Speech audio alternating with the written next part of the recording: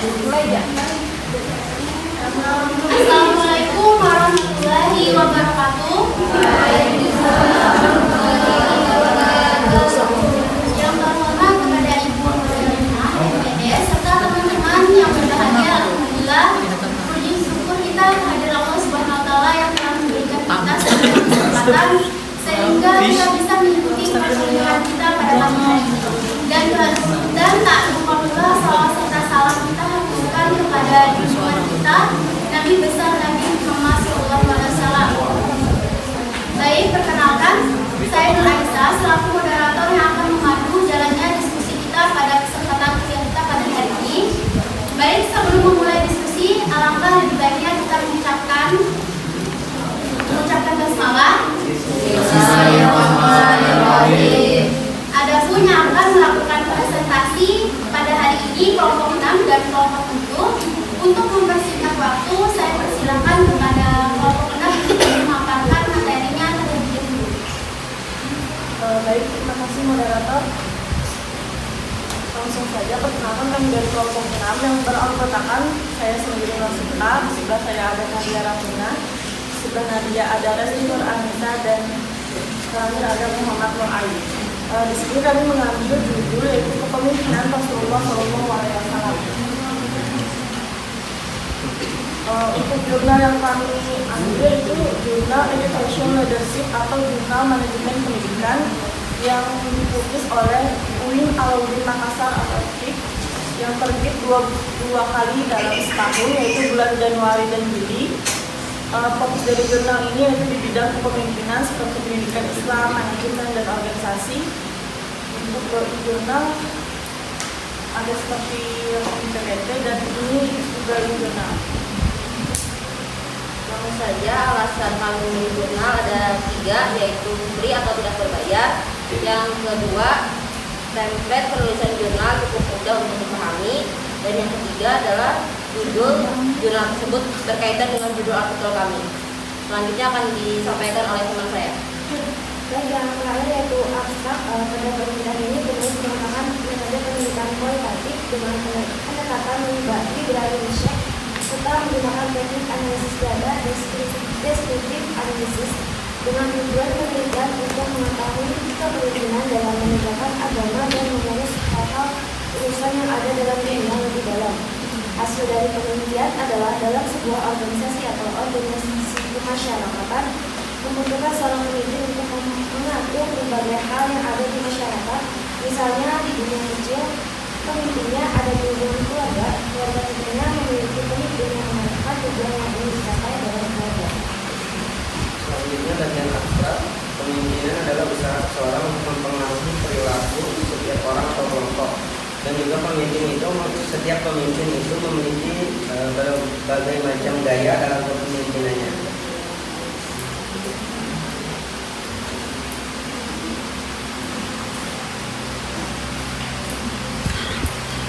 Baiklah, dikarenakan kelompok yang sudah selesai memaparkan materinya, saya persilakan kepada kelompok 8 untuk mengomentari artikel dari kelompok 6.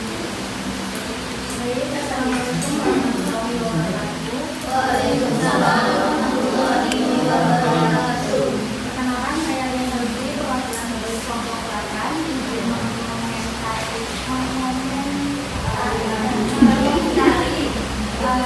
hasil artikel dari kelompok 6, yaitu yang mana sudah saya baca tampilan yang sudah disajikan kelompok 6 sudah bagus, dan saya juga baca-baca juga tampilannya menarik terus rapi, tapi mungkin ada kesalahan atau typo sedikit dari penulisan serta ada spasi yang terlalu diberikan.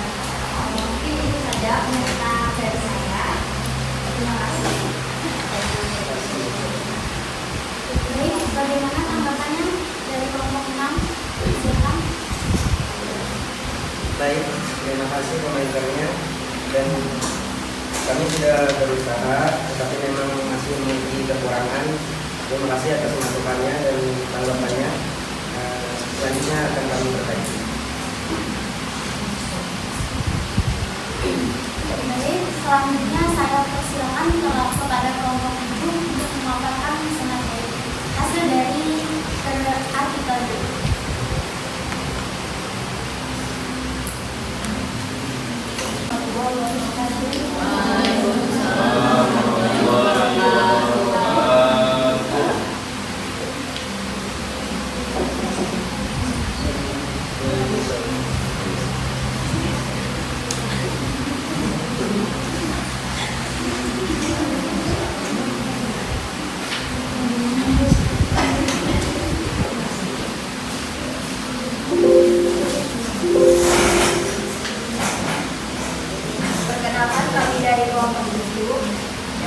Judul arti pertama yaitu kepemimpinan Islam pada masa Khulafaur Rasyidin, Sayyidina Abu Bakar As-Siddiq, Umar bin Khattab, Utsman bin Affan, dan Ali bin Abi Thalib.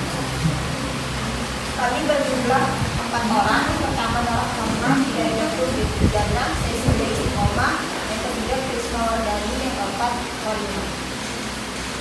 Pembahasan kami yang pertama yaitu Khalifah Abu Bakar As-Siddiq, yang kedua Khalifah Umar bin Khattab, yang ketiga Khalifah Utsman bin Affan, yang keempat Khalifah Ali bin Abi Thalib. Kami memakai template jurnal dari yang Fauzana, yaitu tentang sejarah dan kebudayaan Islam, terindikasi Sita 4. Untuk publikasi itu diberi di Bonjol Padang. Untuk terbitnya itu dalam setahun yaitu 2 kali, Juni dan Desember. Untuk fokus dan ruang lingkup template kali ini yaitu terfokus kepada sejarah dan kebudayaan Islam dan peradaban Islam. Selanjutnya akan dilanjutkan. Kemudian alasan kami menggunakan template ini yaitu template jurnal itu gratis tanpa dikenakan biaya apapun baik dalam proses submit maupun publish. Kemudian fokus jurnal pada penelitian ini berkaitan dengan sejarah kebudayaan Islam dan juga sejarah peradaban Islam. Kemudian alasan kami membuat jurnal ini yaitu untuk memenuhi salah satu tugas mata kuliah mempelajari Islam. Kemudian agar para penulis dan para pembaca itu bisa memahami tentang kepemimpinan Khulafaur Rasyidin. Kemudian dapat meningkatkan keterampilan dalam menulis bagi si penulis. Kemudian bisa menjadi sumber referensi bagi para pembaca ataupun para peneliti yang akan melakukan penelitian. Kemudian dilakukan oleh selanjutnya di bagian 6. Itu adalah bagian yang itu yang dijelaskan bahwa Islam ada yang mendapatkan pemimpin sebuah Rasulullah SAW yang bisa menjadi teladan dari orang lain untuk yang menjadi orang yang baik. Para pemimpin tersebut adalah yang sudah disebutkan tadi adalah Abu Bakar As-Siddiq, Umar bin Khattab, dan Utsman bin Affan, dan Ali bin Abi Thalib yang dikenal dengan istilah Khulafaur Rasyidin, yaitu pemimpin bijaksana setelah kepergian atau wafatnya Rasulullah SAW. Adapun jenis penelitian yang kami penelitian ini adalah menggunakan penelitian sebagai perpustakaan atau library yang besar, yang mana data-data yang kami ambil ini berasal dari artikel ataupun buku yang berkaitan tentang kepemimpinan Khulafaur Rasyidin. Adapun hasil dari penelitian ini yang pertama itu adalah pada masa kepemimpinan Abu Bakar As-Siddiq, di mana kebijakan yang beliau terapkan di antaranya itu adalah memberangkatkan pasukan musola dari ke kawasan Syam, mengumpulkan Al-Quran dan dalam satu mushaf dan mengirim pasukan ke Irak dan Syam serta memperluaskan ajaran Islam ke berbagai wilayah yang ada di Indonesia. Kemudian Umar bin Khattab, yaitu ada sebuah reformasi di mana selama kepemimpinan beliau yaitu dilakukan di antaranya yaitu sebagai penggagas adanya satu hijrah, pendiri Baitullah, pembangunan pusat-pusat pemerintahan sendiri dan struktur data sebagai persediaan krisis pangan dan pembangunan sebagai kota seperti kota besar, Basra, dan juga Syria, Mesir, dan Selanjutnya di sini saya akan bahas tentang kepemimpinan Utsman bin Affan. Pada masa kepemimpinan beliau adalah orang yang pertama memberikan perintah kepada muadzin untuk mengumandangkan adzan sebanyak 2 kali pada hari Jumat. Praktek manajemen yang beliau terapkan ialah filosofi keadilan, musyawarah, dan selalu memberi hadiah kepada rakyat yang berjasa kepada pemerintah. Sehingga dalam kepemimpinan beliau mencapai beberapa keberhasilan, misalnya yaitu memperluas wilayah kekuasaan Islam, penyusunan Al-Quran, dan pembentukan armada angkatan laut. Yang selanjutnya adalah kepemimpinan Sayyidina Ali bin Abi Thalib. Walaupun beliau tidak banyak memiliki kontribusi besar untuk dunia Islam, tetapi beliau mengkonsolidasikan kekuatan kaum muslim. Beliau mampu memindahkan ibu kota dari Madinah ke Kufa atau Irak. Demikian presentasi dari kelompok kami, dan itu saya kembalikan kepada moderator. Jadi selanjutnya saya persilakan kepada kelompok 8 untuk mengomentari, kelompok 9 untuk mengomentari artikel dari kelompok.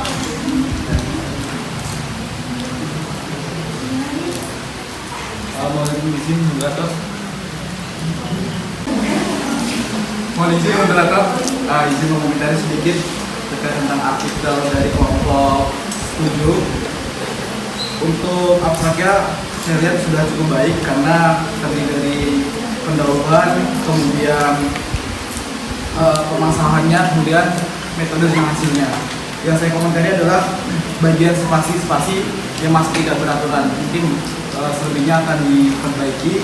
Kemudian untuk bagian metode penelitian, kalau bisa dicantumkan kutipan dari library research itu sendiri. Contohnya kutipan dari metode yang kalian ambil tuh, nah itu dicantumkan. Setelah itu ada beberapa kalimat-kalimat yang masih belum sesuai, seperti adanya di pendahuluan yaitu Al-Rasyidin, itu penulisannya masih ada spasi kemudian strip Al-Rasyidin. Nah itu mungkin bisa diperbaiki. Selebihnya cukup baik dan bagus. Terima kasih. Bagaimana tanggapan dari kelompok 7? Terima kasih atas komentarnya. Semoga kami bisa membuat artikel ini lebih baik lagi.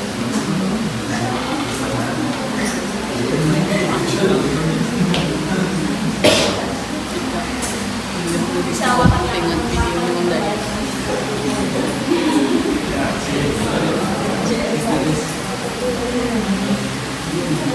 Baiklah, selanjutnya kita masuk ke sesi tanya jawab. Untuk kita ajukan pertanyaan dulu ke kelompok 6 terlebih dulu, dan juga untuk tanya ke kelompok 7 yang mau bertanya ke kelompok 6 silakan angkat tangannya, sebutkan namanya dan dari mana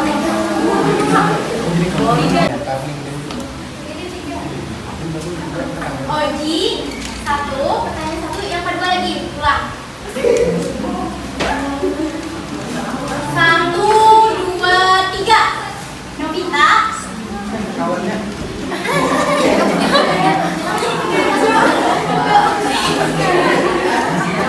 Perkenalkan, nama saya Wahid Fadluroji, perwakilan dari kelompok 4. Pada bagian contoh gaya kepemimpinan Nabi Muhammad SAW, di situ diterterakan ada 4 gaya kepemimpinan. Kepemimpinan yang luar biasa, kepemimpinan yang setara dan adil, kepemimpinan dengan kebijaksanaan, lalu kepemimpinan motivasi. Nah, yang saya tanyakan, bagaimana cara penerapan gaya kepemimpinan itu dalam suatu lembaga pendidikan Islam? Kepala sekolah sebagai supervisor bagaimana dengan kepemimpinan itu, lalu guru sebagai pendidik bagaimana dengan cara itu kepada muridnya? Terima kasih. Bagaimana kelompok 6 atau ada sepertikan? Saya Novita Sari dari kelompok 2 ingin bertanya kepada kelompok 6. Sebagaimana dikemukakan di artikel materi halaman 5 bahwa seorang muslim percaya bahwa Nabi Muhammad bukan hanya utusan agama terakhir atau rasul yang sering disebut sebagai pemimpin spiritual, tapi juga hakim yang adil, qadhi pemimpin negara, suami yang adil, dan ayah yang bijaksana. Nah, pertanyaannya, bagaimana cara dia menjadi pemimpin yang bisa mencontoh dan mengimplementasikannya dalam kehidupan sehari-hari sebagaimana yang dilakukan Rasulullah, yaitu hakim yang adil, qadhi, suami yang adil, dan ayah yang bijaksana. Ya, terima kasih. Oke, selanjutnya pertanyaan ketiga, silakan. Baik, assalamualaikum warahmatullahi wabarakatuh. Waalaikumsalam warahmatullahi wabarakatuh. Perkenalkan, saya Devi Jingga Fadliyani, perwakilan dari kelompok 10 yang bertanya di kelompok 6. Pertanyaannya adalah bagaimana Islam memandang seorang pemimpin yang mampu memimpin dengan budaya, keadilan, membangun kestabilan dan juga keharmonisan di masyarakat sebagaimana Rasulullah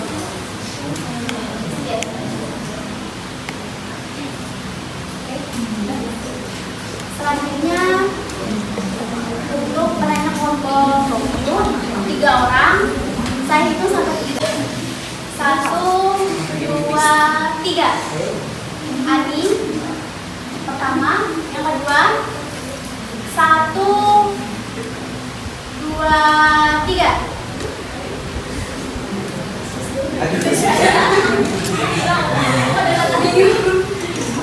Bentar, ulang lagi ya. Ulang lagi. 1, 2, 3. Yang kerudung pink. Penanya pertama.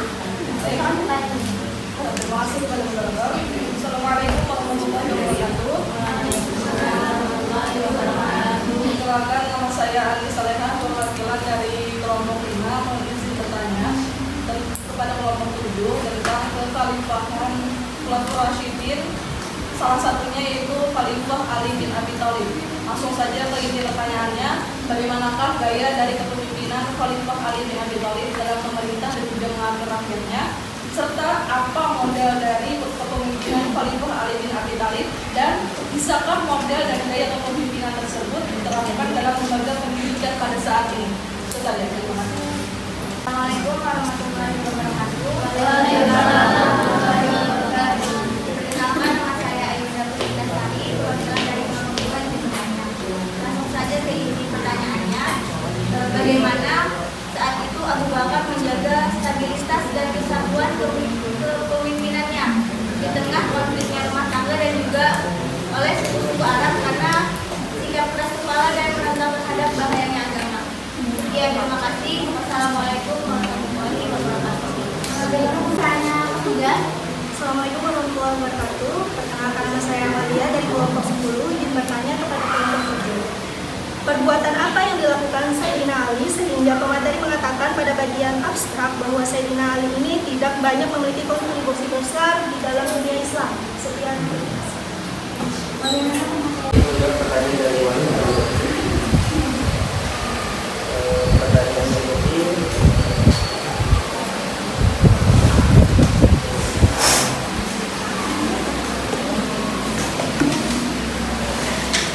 dalam gaya kepemimpinan Rasulullah sebetulnya ada empat gaya kepemimpinan. Bagaimana cara penerapannya kepemimpinan itu dilakukan pada satuan lembaga pendidikan Islam, kepala sekolah, sebagai supervisor, dan guru sebagai pemimpin. Baik, yang pertama sebagai kepala sekolah, kepemimpinan yang luar biasa di sini maksudnya dia memahami setiap ilmu yang harus dimiliki kepala sekolah. Maksudnya adalah sesuatu itu harus dipunyai seorang pemimpin, ilmu yang tentang kepala sekolah seperti memimpin supervisor tadi, penilaian, dan juga cara memimpin sekolah yang baik dan benar. Seperti kata ulama itu, berilah kekuasaan itu kepada yang mampu mengembannya.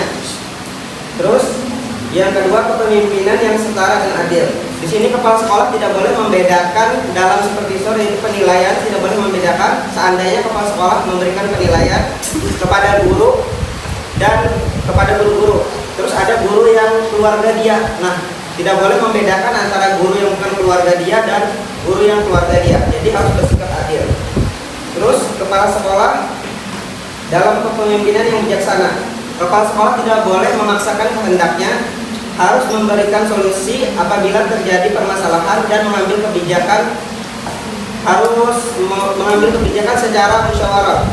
Tidak ada yang bersifat untuk kepentingan dirinya sendiri. Terus bagi memotivasi, ini kepala sekolah hendaknya mengarahkan kepada guru-guru sebagai bawahannya untuk melakukan kebaikan, dan apabila guru-guru itu melakukan kesalahan tidak boleh dihukum yang terlalu lebih, dan selalu memberi motivasi untuk memperbaiki apabila kinerja yang dilaksanakan oleh guru dalam penilaian tersebut kurang dalam pembelajaran. Untuk guru, kepemimpinan yang luar biasa maksudnya adalah guru harus memahami dulu ilmu yang diajarkan kepada siswanya. Tidak mungkin guru mengajarkan sesuatu yang dia tidak paham kepada siswanya, sehingga apabila mengajarkan sesuatu yang tidak ada sanadnya itu akan menyesatkan suatu kaum, dan itu sangat tidak dianjurkan dalam Islam. Terus kepemimpinan yang setara dan adil, guru harus adil dalam memberikan penilaian dan juga memperlakukan siswanya. Tidak boleh membedakan siswa yang satu dengan yang lainnya. Terus kepemimpinan dengan kebijaksanaan. Guru harus bijaksana dalam mengambil keputusan apapun yang terjadi di dalam kelas. Dan kepemimpinan motivasi. Hendaknya guru selalu memotivasi siswa untuk belajar lebih giat dan memperbanyak ilmu dan memperbanyak bacaan di rumah agar mudah memahami pembelajaran yang diajarkan dan dijelaskan oleh guru. Bagaimana saudara Oki apakah dapat dipahami? Baik, ini menanggapi sedikit terkait tentang sikap adil yang dilakukan oleh kepala sekolah dan guru. Yang bisa saya tangkap, bahwasanya yang dikatakan pemateri adalah sikap adil yang mana perlakuan itu secara sama rata kepada keseluruhan yang ditargetkan. Namun ada beberapa pendapat juga yang mungkin bisa saya pakai, bahwasanya adil itu bukan perihal bagaimana pemerataan perilaku, namun bagaimana memperlakukan seorang objek itu sesuai dengan porsinya. Menurut pemateri, bagaimana tentang terkait definisi antara adil kuda tersebut? Apakah memang pemateri tetap berpendapat bahwasanya adil itu harus dengan sama rata perlakuan? Baik, untuk adil yang sama rata itu maksud yang pertama tadi sama rata adalah untuk penilaian sebagai supervisor, karena Anda bertanya sebagai supervisor. Terus yang Anda tanyakan tentang apa sih? Adil yang kedua menurut pendapat Anda itu? Definisi adil yang kedua sesuai porsinya. Ya, kami juga sependapat dengan itu karena memang adil itu disesuaikan dengan keadaan. Contohnya, tidak mungkin ikan diberikan pelajaran untuk memanjat dan tidak mungkin monyet diberi pengajaran untuk berenang karena tidak sesuai dengan kondisinya.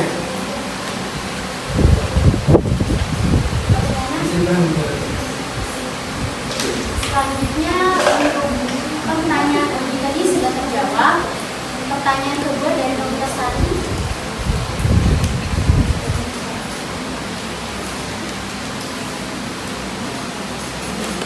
Baik, saya akan menjawab pertanyaan dari saudari Dr. Sari. Untuk menjadi pemimpin yang mencontoh dan mengimplementasikan sifat-sifat hakim yang adil, kodi pemimpin negara, suami yang adil, dan ayah yang bijaksana. Baik, langkah-langkahnya yaitu yang pertama, hakim yang adil. Berpegang pada prinsip keadilan, mendengarkan semua pihak secara objektif, mengambil keputusan berdasarkan bukti dan hukum yang berlaku, serta tidak berpengaruh oleh kepentingan pribadi atau tekanan eksternal. Kemudian yang kedua adalah kodi pemimpin negara, mencontoh kepada pemimpin negara, menyelenggarakan pemerintahan dengan berlandaskan keadilan, merangkul keberagamaan, memberi kesepakatan yang sama kepada warga negara dan tidak membeda-bedakan antara satu suku dengan suku yang lain, dan berkomitmen untuk meningkatkan kesejahteraan rakyat secara menyeluruh. Kemudian kepada suami yang adil, memperlakukan istri secara adil, mendengarkan pendapat istri, tidak mendahulukan pendapat suami saja, tetapi harus mendahulukan pendapat istri juga. Kemudian yang terakhir adalah ayah yang bijaksana, membimbing anak dengan secara bijaksana, memberikan teladan yang baik, perilaku dan nilai-nilai, mendengarkan dan memahami perasaan anak, serta memberikan perhatian, kasih sayang dan mendorong ke hal yang positif. Di sini ayah merupakan suatu pemimpin di dalam rumah tangga, maka seorang ayah harus mempunyai dorongan yang positif, mencontohkan hal yang baik kepada anaknya, karena tumbuh kembangnya anak itu bisa terpengaruh kepada orang tua. Dengan penerapan prinsip-prinsip tersebut dalam kehidupan sehari-hari, kita dapat menjadi seorang pemimpin yang adil, bijaksana, bertanggung jawab, dalam peran hakim, pemimpin negara, suami dan ayah yang bijaksana. Mungkin itu aja penjelasan. Jadi pertanyaannya kita cari apakah jawaban dari kelompok 6 dapat dipahami? Terima kasih kepada sisa satu pertanyaan lagi dari Devi.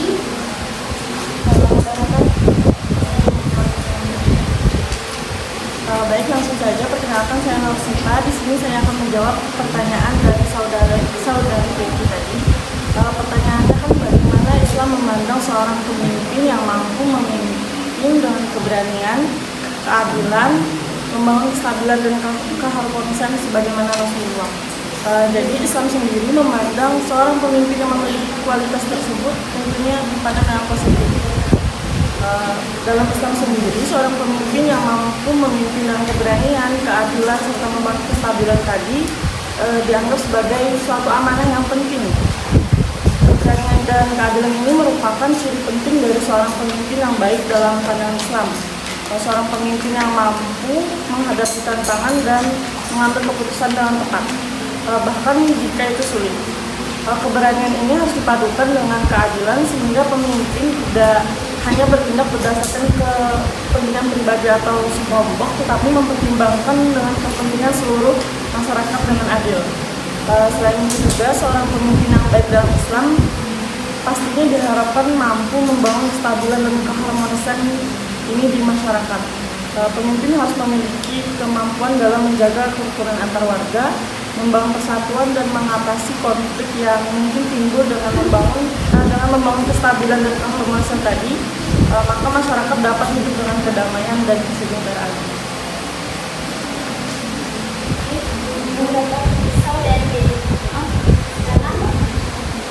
Baik, saya sependapat dengan pemateri Syifa yang mana seorang pemimpin yang mampu memimpin dengan keberanian dan keadilan serta dapat membangun kestabilan dan keharmonisan di masyarakat sebagaimana Rasulullah ya ialah pada utama bagi umat Islam dalam hal kepemimpinan.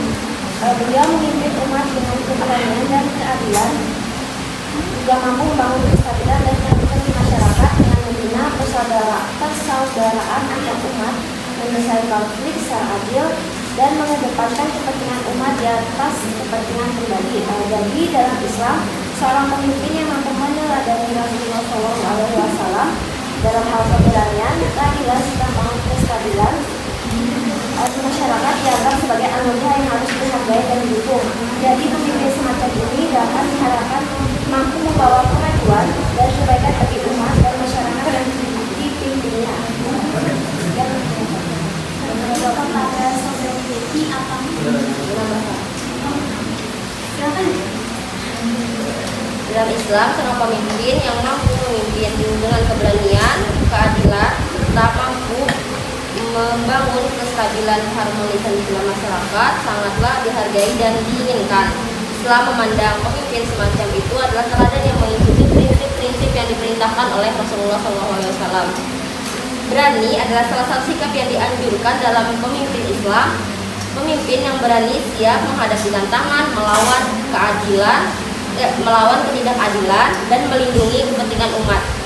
Keadilan juga merupakan prinsip utama dalam Islam, di mana pemimpin diharapkan untuk memperlakukan semua orang dengan adil, tidak memihak, tidak membedakan suku, agama, dan latar belakang masyarakatnya. Mungkin itu saja. Baik, apakah ada yang mau menambahkan lagi jawaban? Ya. Oke, selanjutnya untuk saudari Devi, apakah dapat diterima dan dipahami? Baik, alhamdulillah pertanyaan dari kelompok 6 sudah terjawab semua. Selanjutnya kita lanjutkan untuk kelompok 7 untuk menjawab 3 pertanyaan dari Ani Soleha, Aida, dan Amalia. Silakan.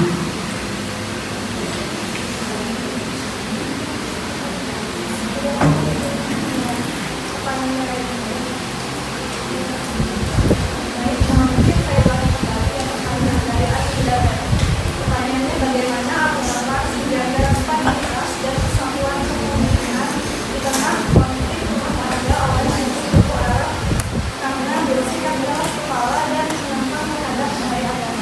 Mungkin boleh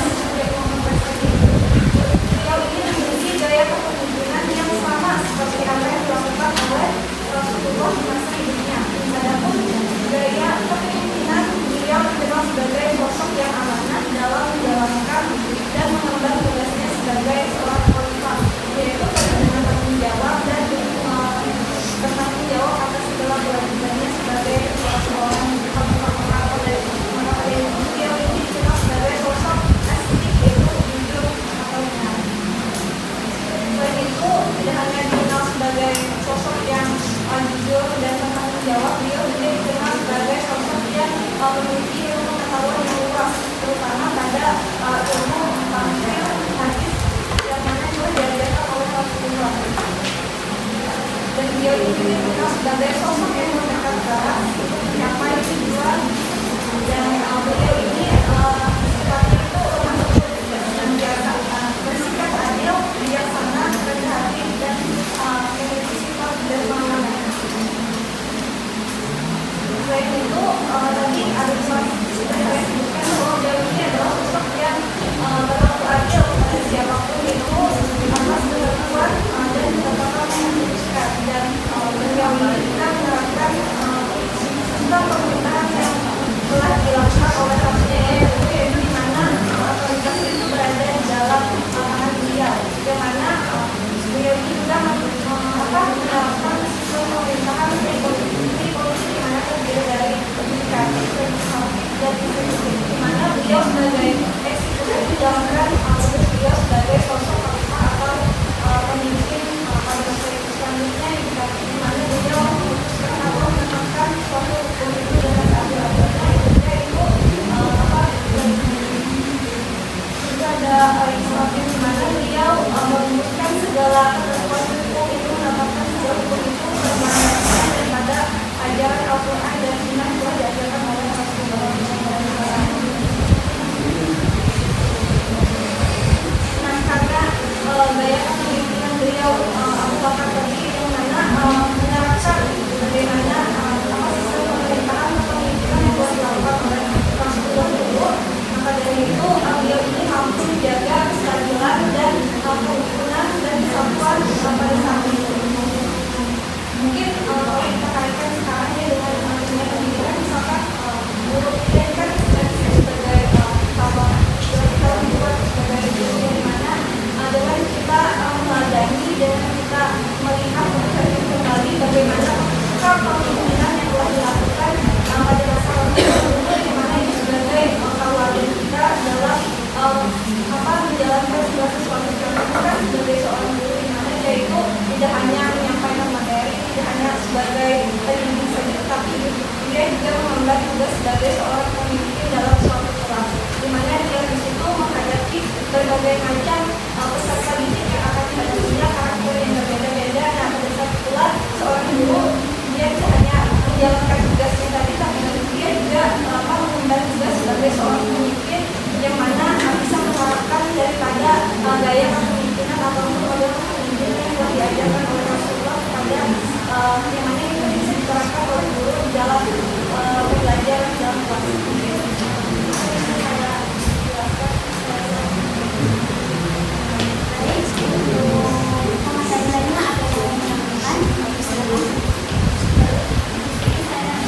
Mohon maaf untuk semuanya, perhatian untuk diam agar pemateri di depan mendengar untuk menjawab pertanyaannya.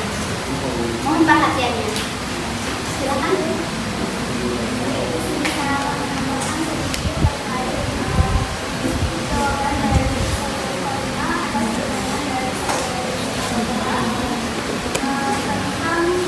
Bagaimana Abu Bakar As-Siddiq itu menjaga stabilitas dan kesatuan kepemimpinannya di tengah pandemi baru yang terjadi di Arab.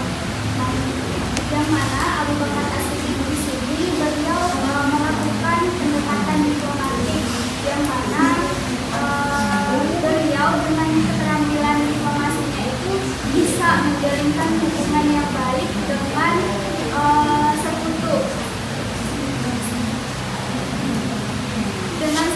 yang melakukan konflik pada saat itu, kemudian melakukan ketegasan dalam hal pertahanan agama, karena kan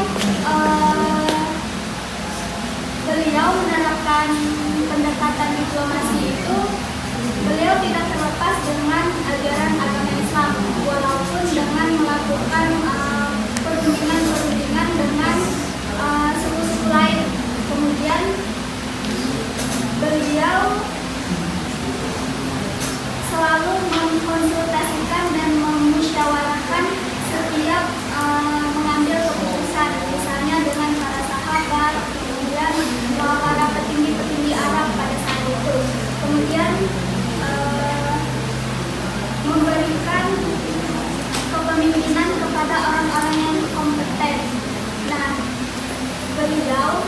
menerapkan itu untuk agar dalam menjaga stabilitas dan kesatuan kepemimpinan beliau itu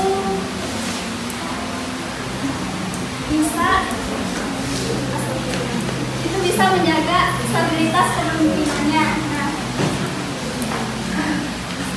mungkin demikian jawaban dari saya. Saya serahkan kepada moderator. Baik, untuk saudara Anda, apakah ada pertanyaan dari Pak Anda?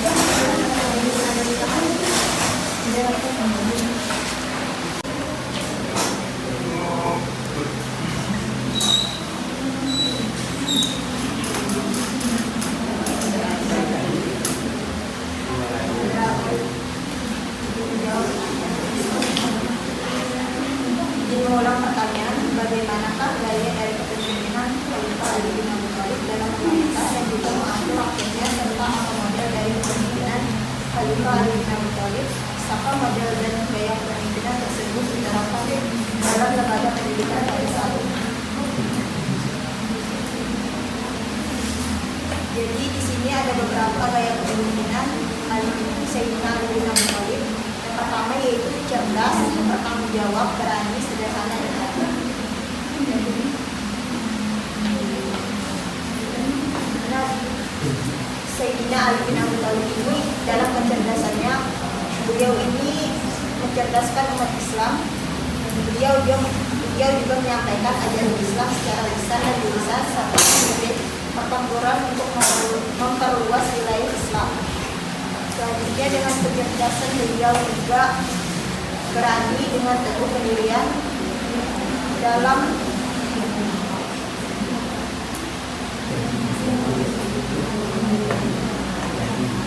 dengan ketegasannya beliau tidak segan-segan mengganti pejabat gubernur yang tidak becus mengurusi kepemimpinan umat Islam.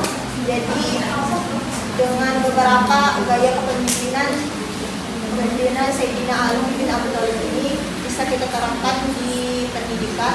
Yang pertama, misalnya kita sebagai guru itu harus cerdas. Maksudnya di sini kita sebagai guru nanti kan kita harus bisa lebih kreatif lagi dalam membangun dalam pembelajaran itu harus bisa lebih cerdas lagi dalam memilih strategi apa dalam pembelajaran itu serta metode apa yang bisa mencapai suatu tujuan dalam pembelajaran. Yang kedua yaitu Sayyidina Ali bin Abi Thalib ini kepemimpinannya yaitu bertanggung jawab. Nah, maksudnya di sini bertanggung jawab yaitu guru itu tidak hanya memberikan materi saja, tetapi juga guru itu bisa mengarahkan, membimbing serta mengajarkan siswa supaya tujuan pembelajaran ini tercapai. Selanjutnya itu berani. Nah, di dalam gaya kepemimpinan Sayyidina Ali bin Abi Thalib ini, kita itu sebagai guru itu misalnya saja di dalam kelas kita sebagai pemimpin wali kelas, misalnya siswa itu ada bermasalah. Nah, seharusnya kita sebagai guru itu harus bersikap berani terhadap peserta didik kita yang salah tersebut, yang melanggar peraturan di dalam kelas. Kita harus bisa membimbing peserta didik kita untuk ke arah lebih baik. Dan selanjutnya itu gaya kepemimpinan yang terakhir, Sayyidina Ali ini itu bersifat adil. Nah, bersifat adil itu maksudnya itu dalam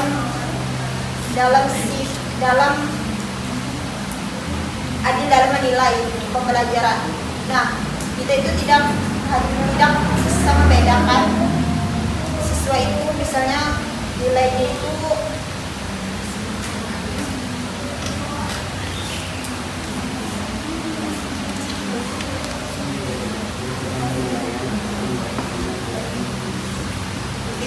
tidak membedakan penilaian terhadap peserta didik. Misalnya saja kan kita tuh sebagai guru itu ada yang mempunyai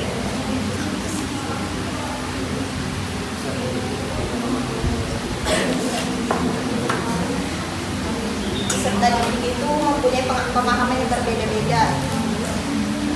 Kita harus adil dalam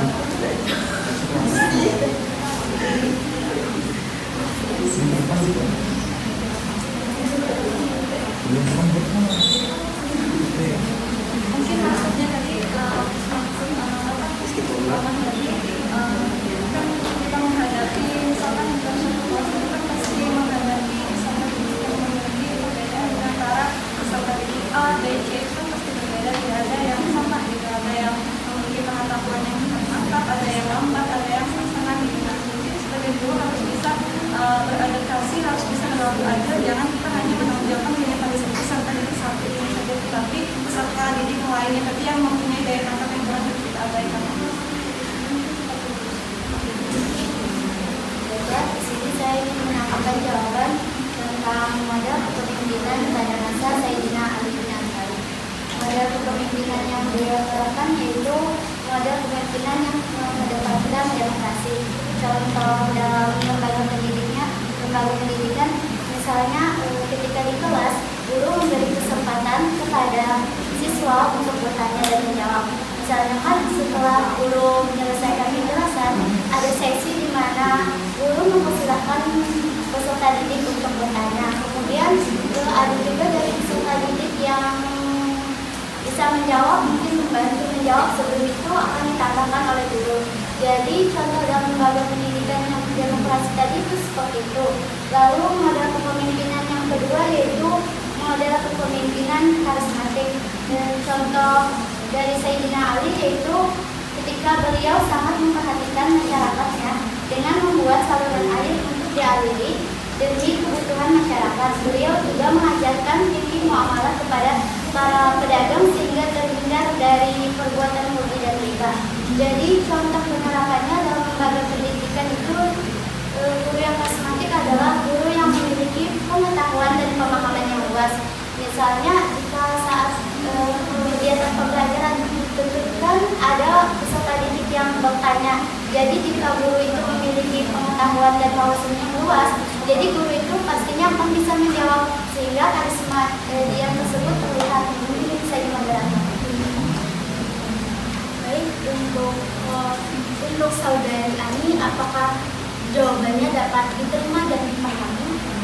Baik, terima kasih sebelumnya atas jawaban kali ini para materi. Saya ingin bertanya kembali untuk lebih lanjutnya tentang salah satu nilai tadi yaitu adanya keadilan dari seorang pemimpin. Nah, mengambil salah satu kasus pada sekolah yang mana seorang pemimpin yaitu kepala sekolah ketika memerlukan guru, akan tetapi dia lebih memilih guru yang mengajar di situ adalah dari kalangan keluarganya. Sedangkan dari kalangan orang lain yang ingin masuk ke sekolah tersebut itu tidak diterima. Nah, itu kan salah satu contoh ketidakadilan dari kepemimpinan seorang kepala sekolah. Nah, menurut pemateri, hal tersebut apakah dapat diterima di kalangan masyarakat yang mana kita ketahui sekarang ini memang kebanyakan orang itu ibarat memakai orang dalam untuk masuk ke wilayah pekerjaan yang dia inginkan gitu. Dan solusi seperti apa yang pemateri berikan tentang kepala sekolah yang seperti itu? Terima kasih. Mungkin saya ingin menjawab ya. Tadi misalkan kayak kepala sekolah itu tidak berlaku adil ya, ini dari terapi yang menjadi masalah itu daripada kepala sekolah itu sendiri karena pasti yang pertama dia tidak memahami artinya apa itu pendidikan multikultural. Ya mungkin tidak tahu ya pendidikan multikultural itu seperti apa. Jadi kepala sekolah itu dia tidak hanya mengemban tugas sebagai seorang pemimpin dalam suatu lembaga kesekolahan, tetapi dia juga harus memiliki sifat-sifat atau gaya kepemimpinan itu harus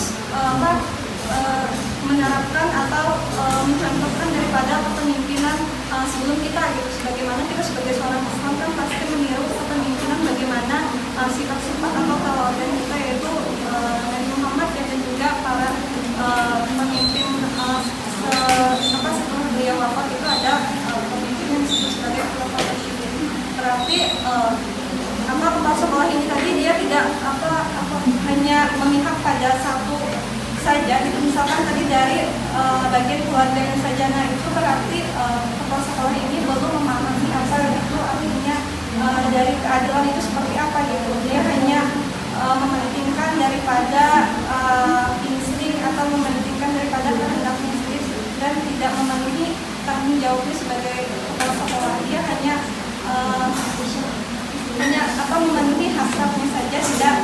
betul-betul bisa menjalankan tugas kewajiban yang diamanatkan kepada dirinya sendiri.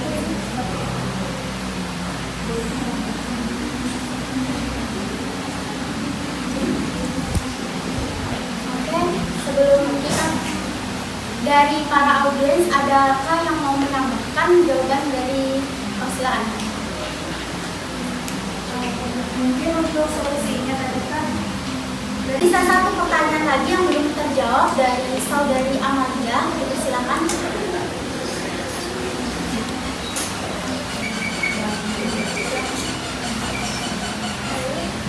Ini saya akan menjawab pertanyaan dari saudari Amalia,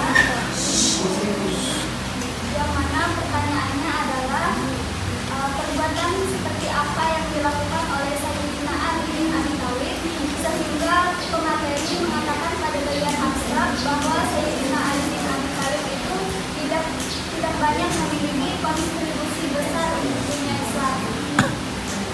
Nah, jadi kenapa kami sebagai pemateri memandang demikian? Karena kami menganggap bahwa pada masa kepemimpinan Ali bin Abi Thalib ini kepemimpinannya itu cenderung singkat.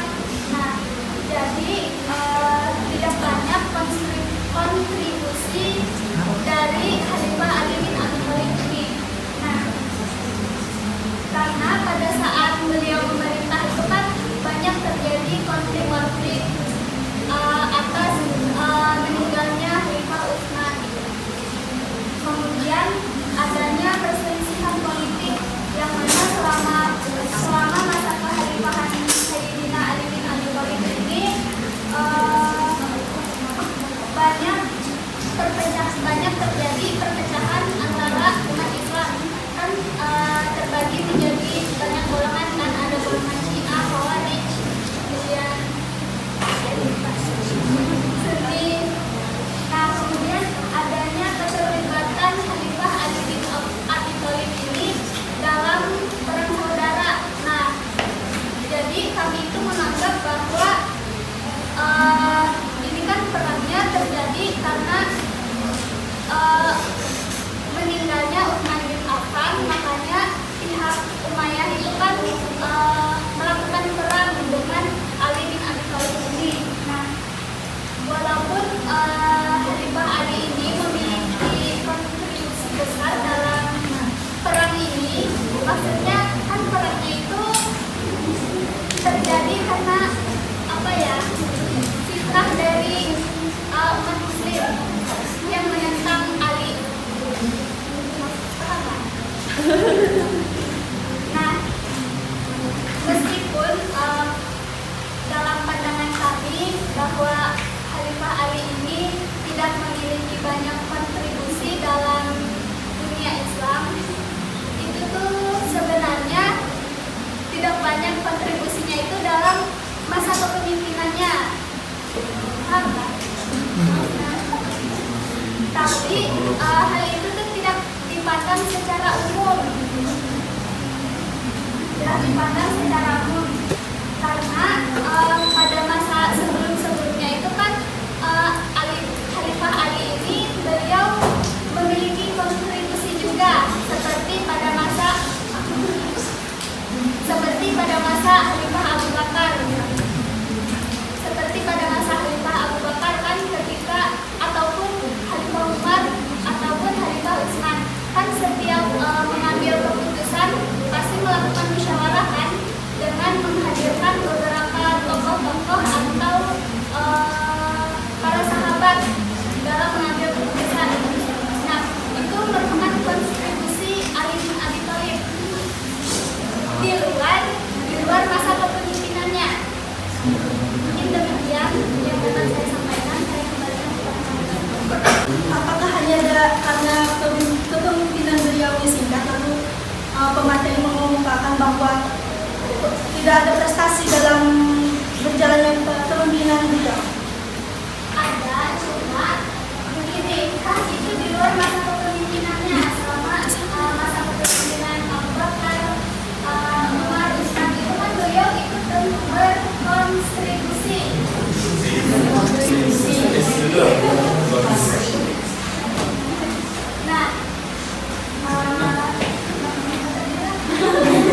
kontribusi.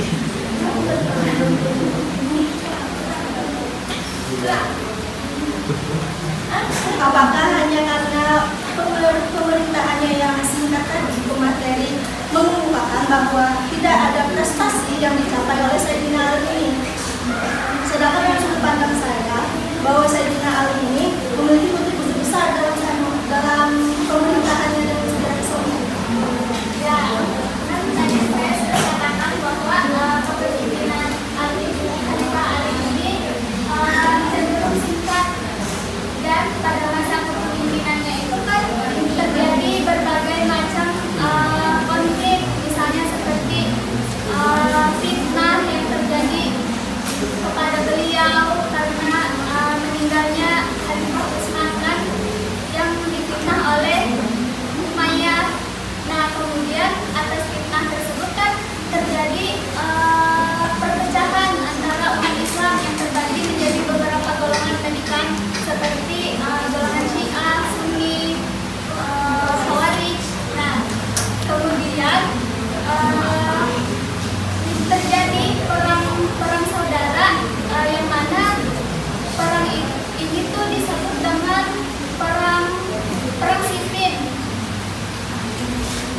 Perang Khalifah Ali melawan pihak Khawarij yang menentang beliau, yang mana dipimpin oleh Umayyah.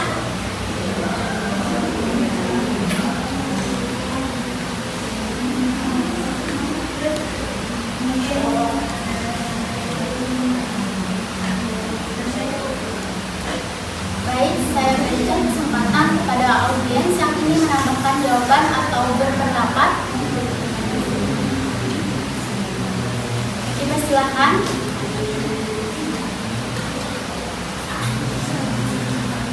Tidak ada, baiklah. Dikarenakan dua kelompok sudah menjawab semua pertanyaan, alhamdulillah, karena pertanyaan semua terjawab, mungkin kita cukupkan saja diskusi kita pada pagi hari ini. Terima kasih kepada pemateri yang sangat luar biasa pada hari ini. Kita berikan tepuk tangan.